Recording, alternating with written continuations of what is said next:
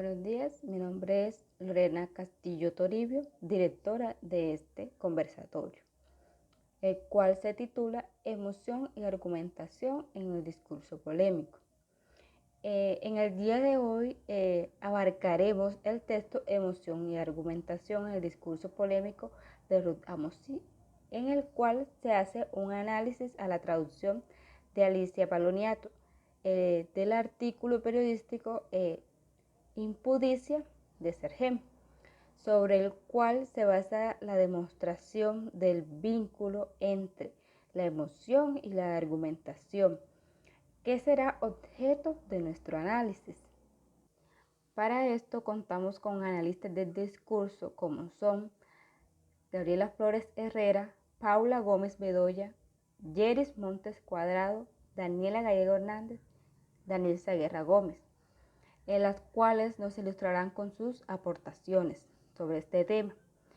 Pero antes de darle paso a nuestras invitadas, debemos tener conocimientos previos, como por ejemplo, qué es emoción, qué es argumentación, cuál es su relación, asimismo, qué es la polémica. Bueno, para James y Langer, 1984, las emociones son una secuencia de sucesos que comienzan con una ocurrencia o un estímulo y que finaliza con una experiencia. Por otro lado, para Sanhom, 1984, la emoción tiene la ventaja sobre la cognición, ya que sin esta no existiría. ¿Qué es la argumentación? Para Anthony Westnall, autor de Claves de Argumentación, consiste en ofrecer un conjunto de razones o de pruebas de apoyo a una conclusión.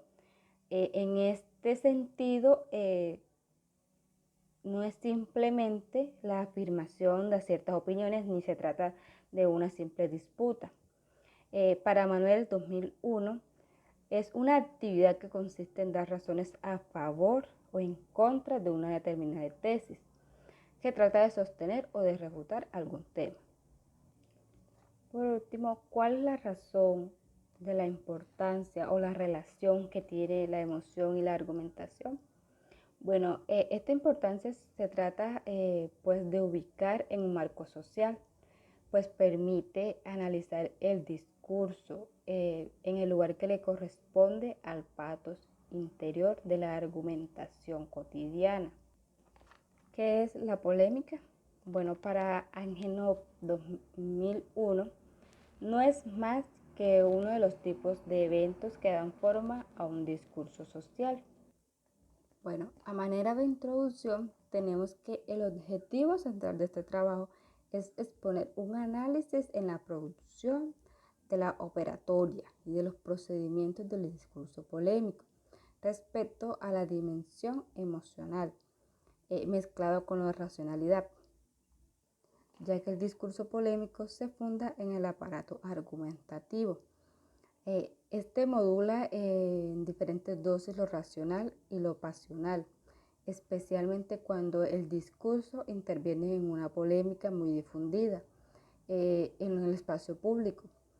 Si bien el argumento principal de la investigación es que existen ciclos emocionales determinables en la historia del discurso, el locutor fuertemente implicado en el discurso corre el riesgo de dejarse arrastrar por la impetuosidad de los sentimientos, de desviarse de la línea recta del razonamiento, ya que las emociones solamente conciernen la pulsión, lo racional y lo incontrolable.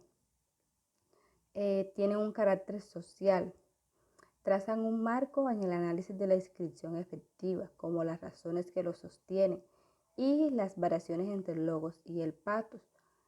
En esta relación, las funciones argumentativas cobrarían sentido. Las emociones también serían un garante de la cohesión social, ya que permitirían al individuo constituir su sentimiento de pertenencia a un grupo. Según Manso, representaría la vitalidad de la conciencia colectiva.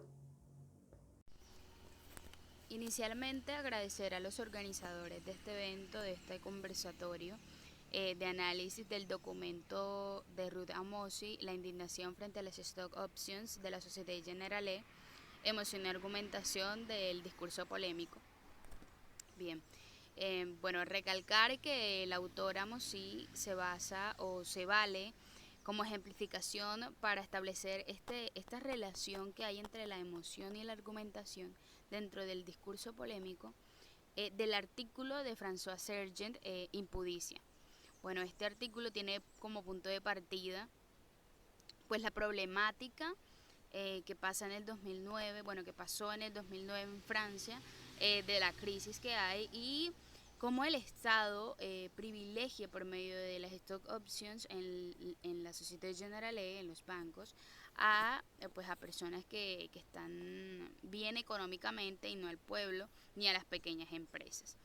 Entonces, eh, Sergent en este artículo se vale de, de, este, de este suceso que tiene mucha controversia y muchos puntos de vista para atacar o descalificar a un discurso como tal. Y es aquí donde la autora Amosi nos va a brindar esta teoría de Kerbrad que básicamente postula que este discurso polémico se basa en descalificar o desacreditar un blanco, un objetivo como tal. Y el punto de esto es desacreditar el mismo discurso que posee este blanco.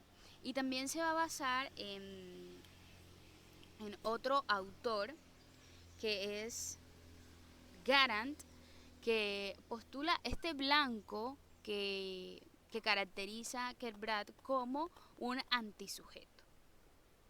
Bien, entonces el artículo de Sergent se presenta también, dice Amosi, como un contradiscurso. Pero ¿de dónde es esta palabra de contradiscurso? Ella se basa en Angenot, que nos brinda una posición y que sustenta que este tipo de discurso aplica una doble estrategia, la demostración de la tesis y la refutación de la misma. Es decir, que demuestra la tesis y la refuta o la descalifica. La tesis contraria a la que el autor quiere atacar. O sea, la tesis contraria es a la que el autor quiere atacar en este punto. Sin embargo, la autora también nos recalca en este análisis que ella hace del documento, del artículo hecho por Sergent Impudicia, que este artículo no trata solo de desechar la posición contraria, sino que sostiene una tesis que aporte una solución. Este artículo de Sergent es un documento sutilmente agresivo. O sea, ¿cómo es esto de que es sutilmente agresivo? Es decir, Sergent es tan astuto que no utiliza palabras soeces para descalificar el blanco o el antisujeto. No utiliza, no se deja llevar por esa ira, por ese descontento que sufre el pueblo, sino que de una forma enmascarada y sin recurrir a estas expresiones mal utilizadas dentro de un texto, nos deja ver su intención. Y es aquí donde planteamos la imagen discursiva que tiene este que tiene el autor de este artículo, que su imagen discursiva no es una imagen agresiva, pues como anteriormente lo dije, él de forma enmascarada, sutilmente, sin tener que recurrir a las malas expresiones, él deja ver su punto de vista, deja ver al claro en que cualquier lector que tenga este sentido de deducir, de indagar en qué es lo que me está diciendo el autor, va a claramente darse cuenta de cuál es la intención con la que el autor de este artículo lo está escribiendo, con qué intención lo está haciendo. Entonces, Amosi también nos recalca que ella se vale de otra teoría que postula Christian Plantin, que pues sobre los actores y los actantes. Los actores, pues las personas implicadas, y los actantes de la polémica. Es decir, él propone un oponente, el proponente y los terceros. Entonces diríamos en este caso que el proponente sería el locutor, el oponente, el interlocutor de esa locución, y los terceros lo que se dice o los argumentos que se establecen. De esta forma, y sustentándose en lo anterior, Amosi plantea que Sergeant proyecta un ethos no solo de un agresor, de alguien que ataca, sino también de un consejero. Y eso queda bastante claro en el artículo, ya que él no ataca al gobierno, sino que se vale, no lo proyecta como un blanco, sino que se vale de él como un ayudador, como un ayudante en la problemática. Y de hecho el título de este artículo nos deja ver muy clara esta relación que existe, ya que Impudicia relaciona los postulados que tiene el gobierno de derecha y los postulados que hace Sergeant de izquierda, que claramente él los tiene. Bueno, para finalizar también hablaremos de otra característica bastante fundamental en esta y esencial pues en este análisis, en el marco del intercambio polémico, que es pues la legitimización o cuánta legitimidad tiene, por ejemplo, en este caso, basándonos en el ejemplo que nos da Mosi, que tiene Sergeant para instaurar estos argumentos. Entonces, esta legitimización también es basada en la teoría de Kerbrad Oricchioni, que, bueno, podemos hablar que este Sergen no ataca sin argumentos o lo hace de forma irracional, sino que él es muy imparcial frente a la situación. No se deja sosegar de esos sentimientos que él tiene como un habitante más de Francia, sino que de forma imparcial y bastante clara y concisa trata de explicarnos a qué es lo que él se refiere con estos postulados que él plantea principalmente, y es que el gobierno no ha hecho lo suficiente al demandar a los administradores que renuncien a estas grandes ganancias que el Estado, bueno, que el Estado promedio de las bancas y las stock options está brindando.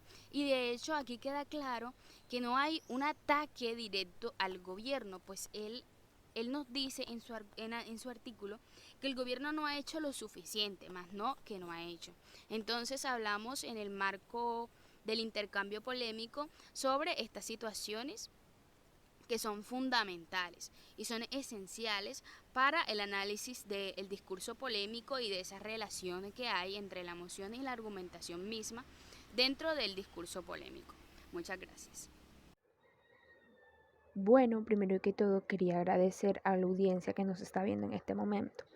Y ahora llegó el turno de hablar de un tema bastante importante, que es la inscripción de la afectividad en el discurso político. Entonces, en este apartado es donde ya se empieza a determinar las características que distinguen la afectividad en el discurso político. Entonces, vemos que en este emergen tres características que pueden denotar esa afectividad. Entonces, tenemos los pronombres, las marcas axiológicas y los vocablos. Bueno, para adentrarnos en materia, hablemos de los pronombres. Los pronombres sufren de unas variaciones dependiendo el sistema lingüístico, el modo y el canal, el género del discurso, la motivación y ese rasgo individual que lleve el locutor. Bueno, siguiendo con los pronombres, sabemos que estos están cargados de emociones y que en esas emociones van unos mensajes sugestivos que, transmite el locutor. Entonces, este locutor puede tomar dos posiciones. La primera es de utilizar unos pronombres generalizadores donde tome una posición que sea más allá de la personal y de la propia. Es decir, este utilizará términos como nosotros, ustedes, se sigue esperando, nosotros somos el futuro y así. No obstante, el locutor también puede tomar otra posición y esta está más relacionada a los estados interiores del yo. Es decir, este tomará una determinación más autocentrista y autoritaria, donde utilizará términos que se destaquen por ser propios. Dando lo dicho, voy a tomar el primer discurso que el expresidente Hugo Chávez utilizó. Este hace referencia a un yo autoritario en la siguiente frase: yo creo como comandante y jefe. Asimismo, este utilizó en su campaña el pronombre yo 4.25 veces más frecuente que su contrincante. También vemos que en el discurso de inscripción de Capriles predominó los procesos verbales relacionados al querer hacer y querer ser. Este lanzó expresiones como te quiero Venezuela, yo les quiero decir a todos, yo quiero que salgamos de aquí pensando en nuestros hijos.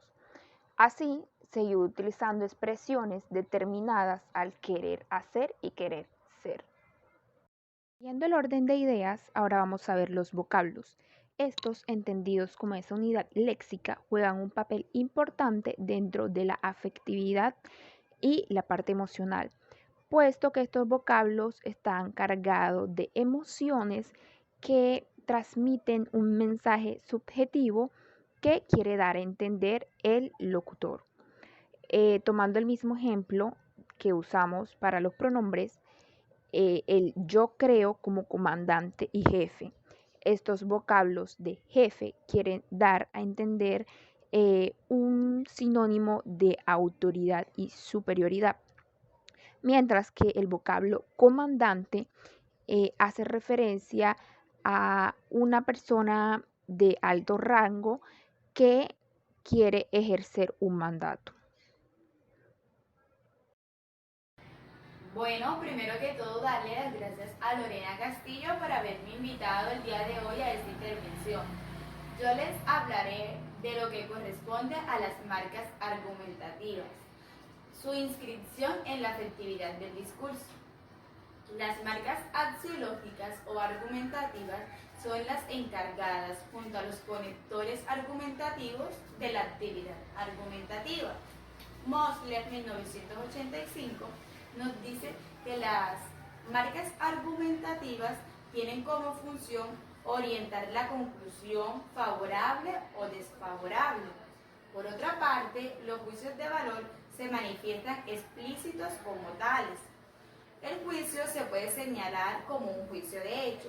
Ejemplo, cuando decimos una persona con disposición de mentir, se está eliminando el término axiológico mentiroso, es un mentiroso.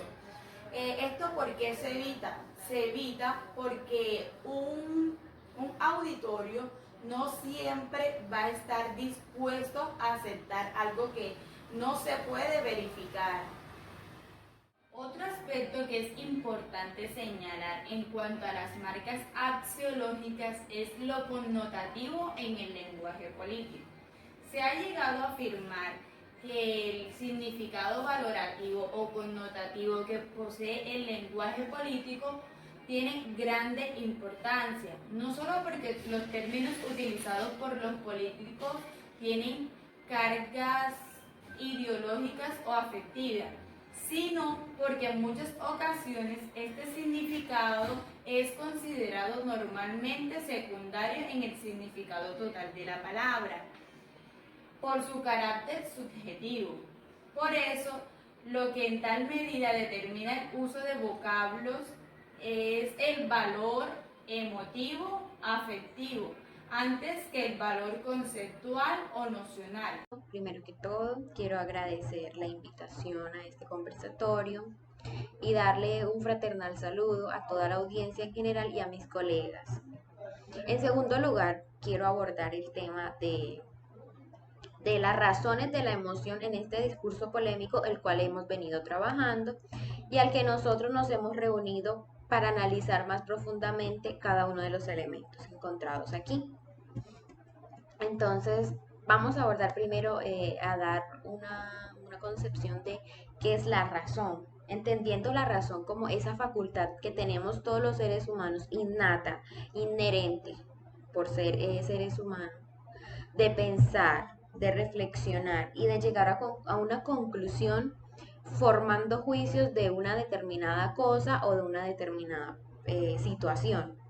Entonces, para Aristóteles, esta razón está ligada a la moral, entendiendo así la moral como esa disposición voluntaria adquirida por la razón y que ésta entiende lo que es bueno y lo que es malo. Y esta es adquirida por la persona durante su educación, su formación, ya sea de su entorno familiar, social, político, etcétera. Bueno, en este discurso polémico podemos identificar las emociones, unas emociones expuestas implícitas allí, como el cólera, la rabia, la injusticia, el disgusto, la desaprobación, y hay una emoción en particular que es la esencia de este, que es la indignación por aquellos sucesos ocurridos y por la poca resolución que se le da a la problemática planteada. Entonces, todos estos argumentos proporcionan unas razones a la emoción que se inscriben en este discurso de una manera implícita, de una manera que no está expuesta de una manera clara, sino que es como disimulada, tiene una intención comunicativa por debajo que no quiere darle a la luz como tal. Pero la función de este es crear conciencia, mover masas, llamar a la gente, incitar a la gente a que despierte, a que ellos tengan una acción a partir de este discurso. Entonces, a continuación voy a sacar algunas citas textuales de este discurso y algunos argumentos y expresiones que van a dar cuenta de estas emociones y de las razones halladas en él. ¿Y cuál es esta intención comunicativa? O sea, abordar más concretamente a cuál es la intención comunicativa de estas. Entonces, la primera dice, los dueños del mundo, aunque reflotados por el dinero de los contribuyentes. Bueno, esta expresión hace alusión y deja ver una luz a que estas ayudas del Estado, a que ellos donde están, es por las gracias a las ayudas del Estado y del gobierno, que son los dueños del mundo porque tienen dinero, pero este dinero no ha sido como no se lo han ganado a pulso con su trabajo, no ha sido mérito propio, sino que ha sido gracias al gobierno y a toda esa remuneración que ellos les dan y que ellos pueden sacar de ahí, que no ha sido beneficio propio, sino que ha sido gracias al Estado y a sus contribuyentes. Entonces, esto quiere decir que su riqueza no es justa, es algo insensato. Tenemos la otra, es no calmará la cólera de los manifestantes. Bueno, este argumento resalta la inconformidad que tiene el autor en contra del gobierno, ya que su insuficiencia en las medidas tomadas no ha sido pues la mejor y no ha sido inmediata, no ha sido nada concreto, nada claro en lo que se vea esa solución, sino que deja ver de una manera indirecta la razón en cuanto a la empresa llamada Stock Opinions, ya que éstas le dan una jugosa suma a los grandes empresarios, pero no tienen en cuenta la tasa de desempleo, los trabajadores, su salud, sino que se quieren beneficiar a sí mismos. Entonces, estos no son responsables de los trabajadores. Entonces, lo que hacen es pensar en su propio beneficio. Y más que todo esto es como una incitación a mermar la protesta, a disminuirla, más no a solucionar la problemática. Bueno, esta expresión que acabamos de ver es una manera de manipular a los ciudadanos coléricos, a los que tienen todos estos sentimientos, a cesar la protesta, a acabar con ella. Pero no va a subsanar los errores ni la problemática propuesta por estos. Esto hace este comentario sospechoso. Otra de las expresiones que podemos analizar aquí es Parisot, rápida en criticar la demagogia de los sindicatos, puede comenzar por barrer delante de su puerta. Aquí lo que da luz a un mensaje oculto es esa irritación que se traduce en el empleo del apellido, es decir, Paris, en vez de decirle señora o dirigirse a ella de otra manera. Esta lo que hace es criticar a sí misma. El asunto de esta expresión lo que hace es que tenga un tono grotesco, un tono agresivo. Entonces va directamente a esta persona llamada Lawrence Pattinson, presidenta de el MEDEF, que esta es esa empresa de la cual estamos hablando. Ella en una entrevista dada dijo que la huelga no era más que un medio y no era una solución a los problemas. Entonces es por esto que va directamente a ella. Y esta frase popular y colorida que dice barrer delante de su puerta agrega esa agresividad del tono, esa polémica. Se percibe como esa emoción argumentada y que muchas veces nos dejamos guiar por la emoción y no por la razón, o se unen ambas. Muchas gracias. En este primer momento me gustaría agradecer por la invitación que me están haciendo para participar de este conversatorio. En relación a lo que mencionaba mi compañera, que hizo una sustanciosa intervención, a mí me gustaría continuar con lo que tiene que ver con las variaciones del vínculo del logos y el patos y sus funciones argumentativas. Esas variaciones van a ser unas alteraciones o cambios entre esa relación que se presenta entre el logos va ligado a la razón o a esos argumentos y evidencias presentes en un discurso. Y ese patos son las emociones o sentimientos involucrados dentro del discurso. Pero en este caso estamos hablando de discurso polémico. La autora del documento, Ruth Amosi, nos plantea en relación a este tema que se da una triple modalidad dentro del discurso polémico y que esa triple modalidad es de carácter crítico-constructivo. ¿Cómo así crítico-constructivo?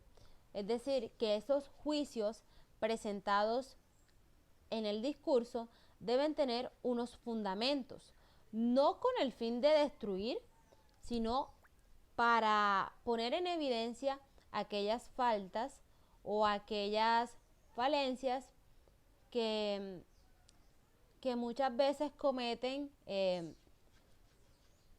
políticos, empresas, entre otros que se vinculan en estas problemáticas. Bueno, la primera modalidad va dirigida a lo que son jefes de empresas y aquí esas emociones serán directas con una razón. La segunda modalidad, ya las razones vendrían siendo menos evidentes y con argumentos más justificados. Y la tercera modalidad es crítica. Los argumentos son racionales y el patos es indirecto. Es decir, que los argumentos, las evidencias se van a presentar de forma indirecta. En este tipo de discurso la emoción se disimula. Ellos tratan de ser evidentes, pero a la vez de no ser tan evidentes. Es decir, que ellos lo que tratan de hacer es que esto sea indirecto y pretenden no ser polémicos. Y aquí la emoción dentro de estos discursos se esconde tras el razonamiento. Por otro lado, ella plantea que el grado de la emoción de un discurso polémico depende de la categoría del discurso en cuestión y del tipo de intercambio pretendido. Entonces, ese vínculo, esa relación entre logos y patos se complementa y lo que va a tratar es de formar argumentos lógicos, es decir, unos juicios que tienen fundamentos. Partiendo de allí me gustaría abordar también unas citas que me llamaron la atención, donde ella postula que quienes constituyen el blanco de la polémica no acceden verdaderamente al rango de interlocutores, si bien se les ofrece un camino de salvación y si el actor se disociara presumiblemente del actante. Es decir, aquellos que se convierten en el centro o en el foco de esa polémica no estarían dentro de esa categoría de oyentes, sino que a ellos se les da como que esa emancipación para separarse de esas